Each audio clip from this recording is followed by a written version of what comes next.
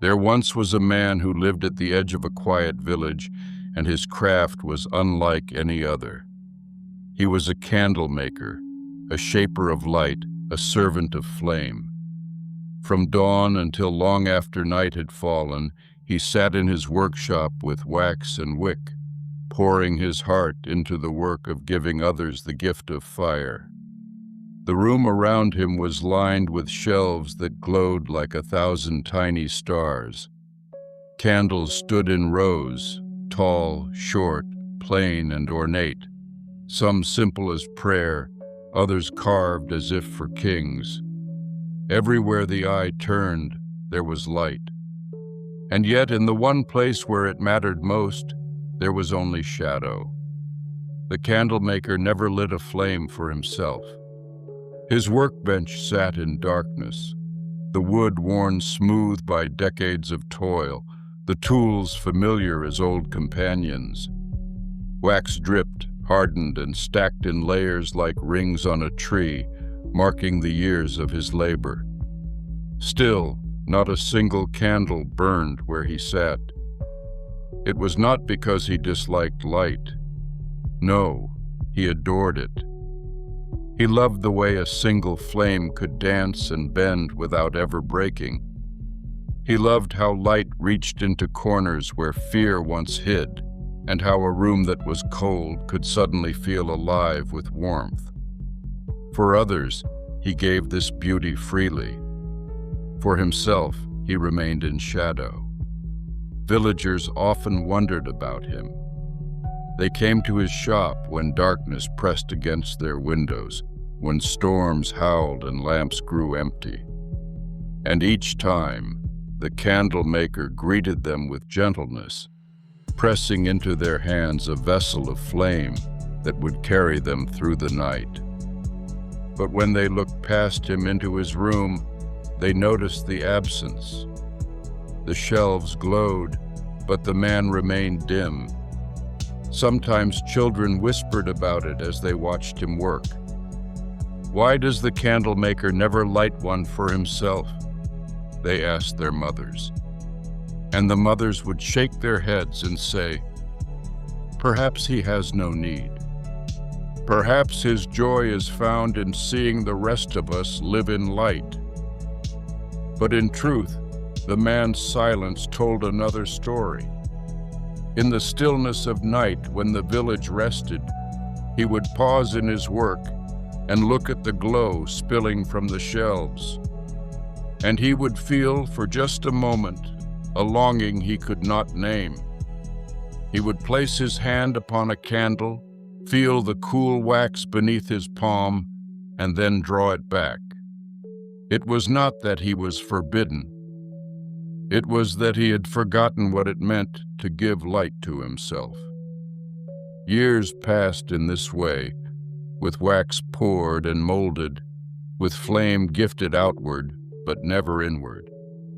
The workshop became a paradox, a temple of illumination that left its maker unseen.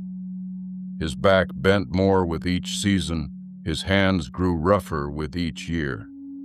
Yet still he toiled, shaping brightness for others, unaware of the darkness he carried silently within. Some nights, when the wind pressed against the shutters and the moon hid behind thick clouds, he felt the weight of his solitude more keenly. The candles whispered as their flames flickered, their glow spilling like honey into every crevice of the room. But his heart sat in shadow, untouched by the fire he had so lovingly created. There was no malice in it, only forgetfulness, only the quiet belief that his worth was tied to what he could give away, and never to what he could receive. And so the candle maker remained, day after day, year after year, shaping light for the world while he himself dwelled in shadow. Until one day a traveler would arrive and ask a question that would change everything. The candle maker's days were woven from repetition, yet within each movement lived a kind of sacred devotion. At dawn, when the first light brushed the horizon, he would already be awake, heating the wax in a large iron pot that hissed and bubbled like a living thing. His hands, scarred from years of burns, guided the wicks carefully, dipping them into the molten pool, lifting them, waiting for the layers to cool, then dipping again. This was his rhythm, the steady breath of his life, as natural as the turning of the seasons. Every candle that emerged from his labor was unique. Some stood tall and slender, destined to guide scholars through long nights of study. Some were stout and sturdy, created to light the tables of families breaking bread together. Others were small and delicate, no bigger than a palm, perfect for the bedside of a child afraid of the dark. The candle maker never rushed, for he knew light could not be forced. It had to be coaxed, invited, layered with patience until the wick was strong enough to carry its flame. Villagers admired his work, but did not see the cost behind it. They saw only the glow of their homes when storms raged outside. They felt only the comfort of fire when the nights grew cold. They did not notice the dimness in the man's own corner. How could they? He hid it well, his face lowered into shadow, his focus always on shaping light for another. There were moments, quiet ones, when he paused and let his gaze wander over the rows of completed candles. The workshop at such times looked like a miniature universe, stars flickering on wooden shelves, galaxies of fire contained in fragile wax. And though his lips curved slightly at the beauty of it, a heaviness lingered in his chest. It was a silence that spoke louder than words. He had forgotten himself. For though he created light without end, he worked always in the dark. Not one flame sat upon his workbench. Not one candle lit his table where his weary hands rested. The glow that comforted so many never once touched his own eyes. And so he dipped, and he poured, and he shaped. Wax hardened, wicks straightened, shelves filled, and still his own corner remained dim. This was the way of his life, giving, always giving, never pausing to ask if he, too, deserved to receive, until the day the traveler arrived. One evening, as twilight spread its indigo veil across the village, the door of the candlemaker's workshop groaned upon its hinges. A figure stepped into the threshold, a traveler, cloaked and weary, his boots carrying the dust of many roads, his eyes heavy with the fatigue of long wandering. At first, he did not speak. His gaze was caught by the sight before him. Shelves upon shelves of candles bathed the room in a soft golden radiance, their flames trembling yet steadfast, as if whispering to one another in secret tongues of fire. The glow poured across stone walls, kissed the wooden beams, and shimmered upon glass jars filled with wax shavings and tools of the trade. It was as though the traveler had stumbled into a hidden constellation, a universe of light contained within four walls. And yet, his eyes soon caught what was missing. In the far corner where the candlemaker sat, there was no flame.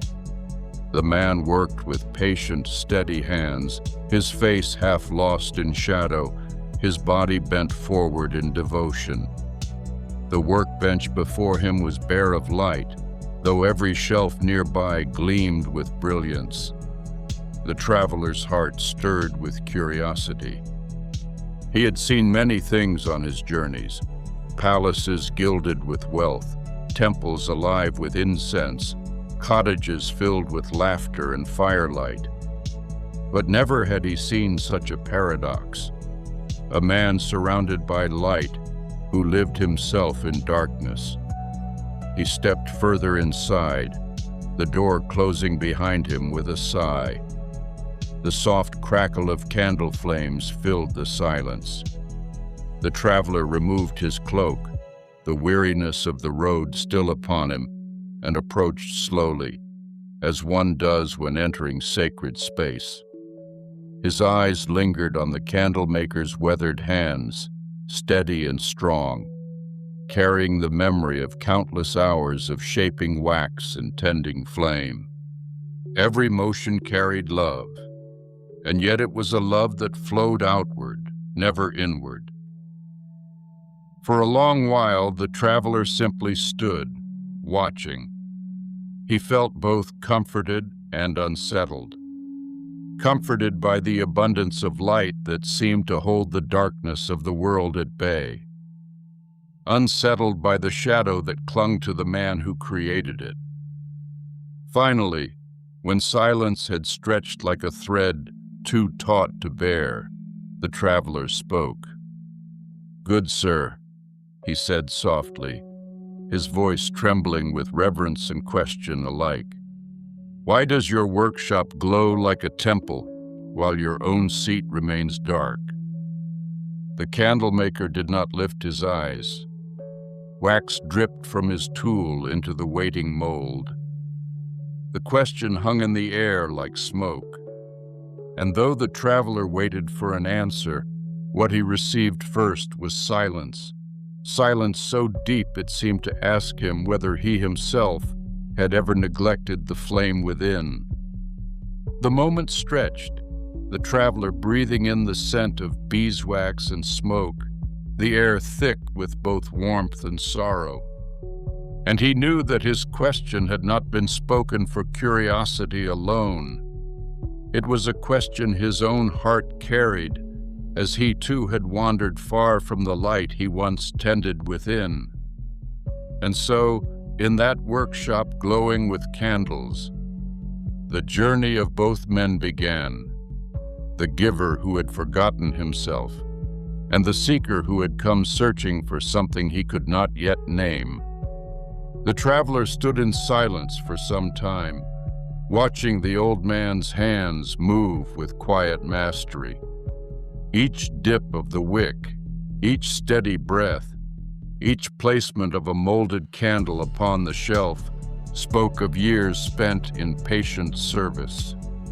And yet, as the traveler observed, the unease within him grew heavier, for he could not escape the sight of shadows clinging to the candlemaker's seat. At last, his heart compelled him to speak. He stepped closer, his voice gentle yet edged with longing. "Sir," he began, "your workshop is filled with light. These shelves shine like 100 suns, and yet here at your own table there is no flame. Why do you labor in darkness while giving light to everyone else?" The question hovered in the air like incense. The flames flickered as if listening. The candlemaker did not lift his eyes. His hands continued their work, steady, practiced, unwilling to pause. It was as though the old man carried a silence deeper than words could reach. The traveler waited, his breath mingling with the faint smoke of burning wicks. Moments stretched, then lengthened, then deepened into stillness. He began to wonder if perhaps the old man would never answer. Perhaps the question itself was too bold, too piercing, too close to a truth long buried. But then slowly the candlemaker let his hands fall to his lap.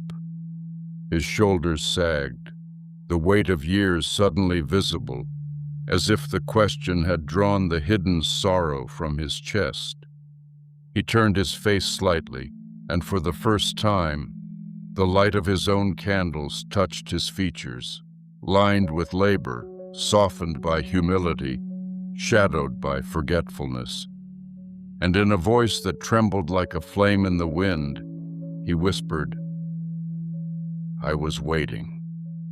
waiting for someone to remind me that I too deserve light. The words fell between them like stones dropped into a still pond, sending ripples through the silence of the room. The traveler's heart ached at the confession.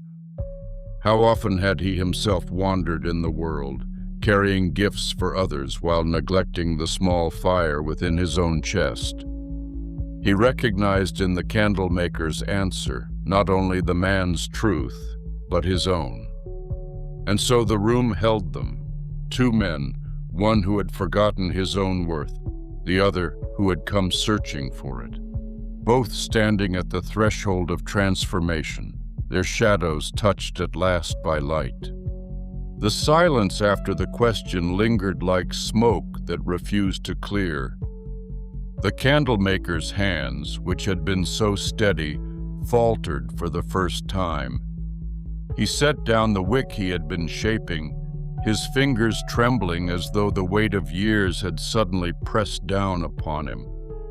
The traveler watched quietly, sensing that something long hidden was about to surface. The old man's shoulders sagged, his head bowed low, and when he spoke, his voice carried both fragility and truth. "I was waiting," he whispered, as if confessing not just to the traveler, but to the walls that had held his silence for decades. "I was waiting for someone to remind me that I, too, deserve light." The words hung in the room, fragile as glass, yet heavy as stone. For a moment, the candles themselves seemed to bend toward him, their flames swaying as if in reverence to the truth that had finally been spoken aloud. The traveler's eyes softened. He saw in the old man's face the long years of giving, of pouring himself out for others, of filling homes with warmth while leaving his own heart cold. And he knew this pain, for in his own wandering he too had forgotten that the fire within was meant to be tended, not abandoned. The candlemaker's voice grew quieter, almost fading into the crackle of wicks. "All my life I thought my worth was in what I gave away. I believed the measure of my days was how much light I placed into the hands of others. And so I gave, and I gave, and I gave. But in giving, I forgot myself. I forgot that the flame does not die when shared, it grows brighter.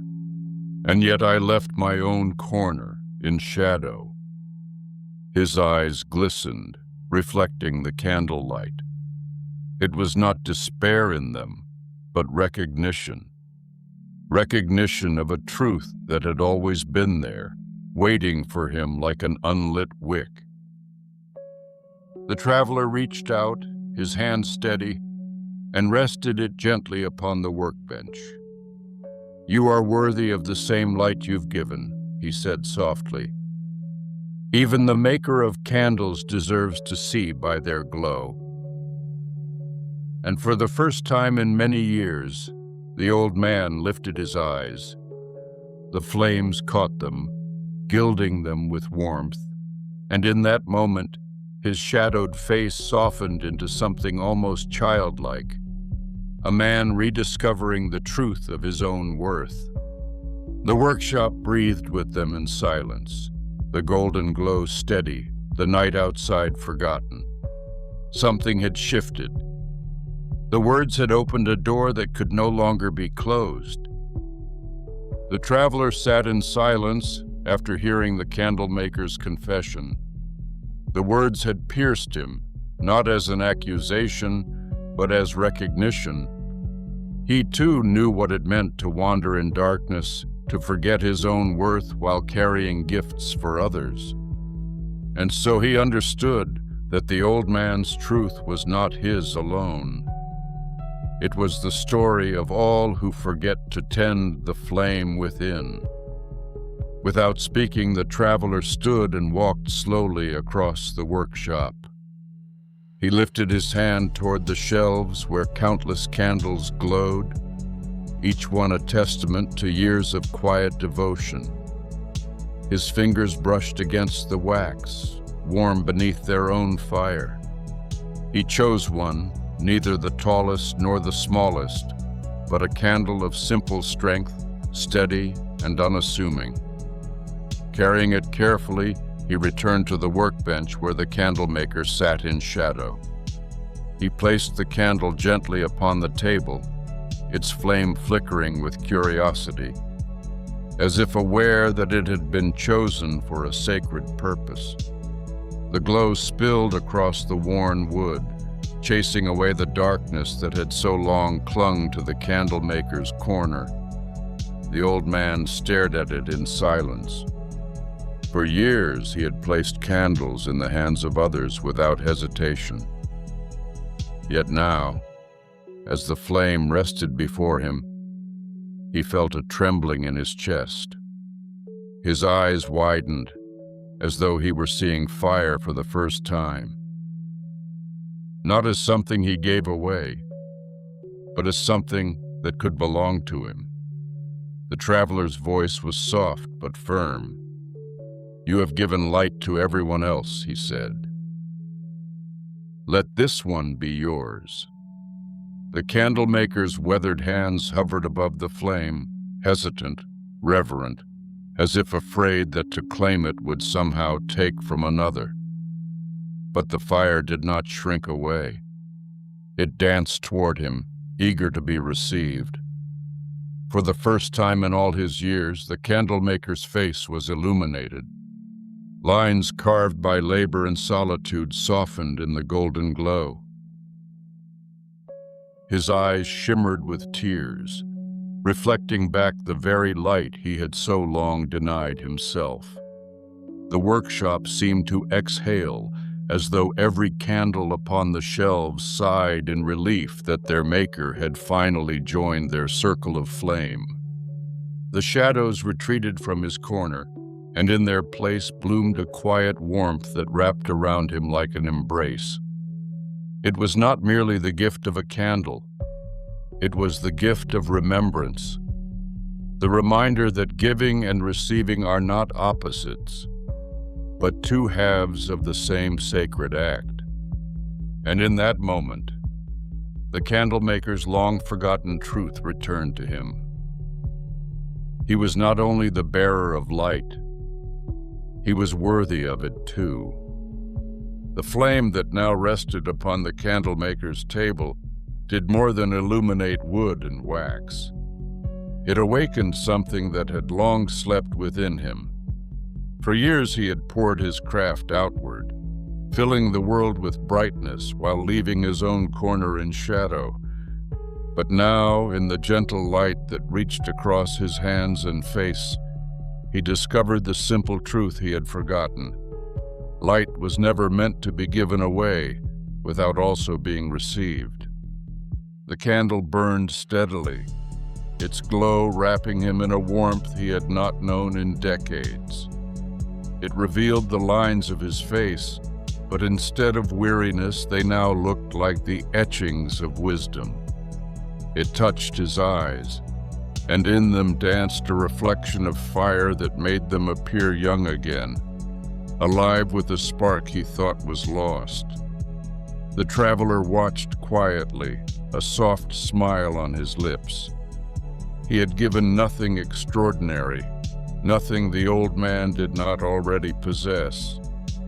He had simply returned to him what had always been his, the right to sit in the glow of his own creation. The shelves around them shimmered as though they too rejoiced. No longer was the workshop a temple of light with its keeper hidden in darkness. Now it was whole. Every corner touched, every shadow softened, every flame part of a greater harmony. The candlemaker's chest rose with a deep, steady breath. It felt as though years of silent burden had lifted, carried off by the very fire he had denied himself. He reached out, resting his hands on the table beside the flame, no longer afraid it might burn. no longer believing he was unworthy to claim its warmth. Instead, he allowed it to belong to him, as naturally as breath belongs to the lungs, as freely as sunlight belongs to the sky. For the first time in his life, he was not only a giver of light, he was a participant in it. The flame no longer marked the end of his labor, but the beginning of his healing. The traveler's voice broke the silence, calm and steady. "Do you feel it?" The old man lifted his eyes, and a faint smile curved his lips. "Yes," he whispered. "For the first time, I feel that I am not only shaping light for others, I am living within it myself." The room glowed brighter, though the candles had not changed. It was the shift within the man that transformed the space. Where once his corner had been a place of shadow, it was now radiant, balanced, alive. And so the workshop was reborn, not because more candles had been lit, but because the one who made them had finally allowed himself to shine. The night stretched itself over the village like a velvet cloak, and one by one, windows began to glow with the soft, golden fire of the candlemaker's craft. Every home, from the smallest cottage to the largest dwelling, carried within it the warmth of his devotion. The flames flickered gently behind glass, protecting families from the weight of darkness and guiding them through the long hours of the night. For years, this sight had been the measure of his worth. Other people's windows alight, other people's hearts warmed. But tonight was different. For as the village rested in its familiar glow, there was one home that had never before shone among them, the candlemaker's own. Through its window, light now spilled in steady beams, a beacon among beacons. The man who had once worked in shadow was now bathed in the same brightness he had long shared with others. His corner, once dim, had joined the chorus of flames that kept the village alive. The traveler stepped out into the night, his cloak catching the breeze, his heart lighter than when he had arrived. He walked the path beneath the stars, pausing once to turn back. From where he stood, he could see it clearly, the warm glow of a home that had finally learned to keep a flame for itself. And in that moment, he understood that the story of the candlemaker was not his alone. It was the story of every soul who forgets that giving and receiving are one. Every heart that waits in silence for permission to shine. Every life that must learn, again and again, that to hold light is not selfish, but sacred. The wind whispered through the trees, carrying with it the faint scent of beeswax and smoke, as though the village itself exhaled in relief. The night was no less dark, the stars no less distant, but something within it had shifted. There was balance now. There was wholeness. And so the story closed, not with an ending, but with a reminder. The flame you give away is also the flame you must keep for yourself. For light, once shared, is never diminished. It only grows.